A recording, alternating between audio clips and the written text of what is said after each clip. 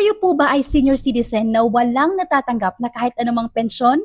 Alam niyo po ba meron kayong 3,000 pesos na ayuda kada quarter mula sa gobyerno?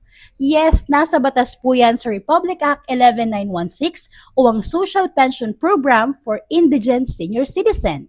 Base sa batas, kayo po ay makakakuha ng 3,000 pesos kada quarter o kada 3 buwan. Sino naman ang qualified dito? Una, ang mga senior citizen na 60 years old and above, walang natatanggap na kahit anumang pensyon mula sa SSS, GSIS, PVAO o anumang insurance company.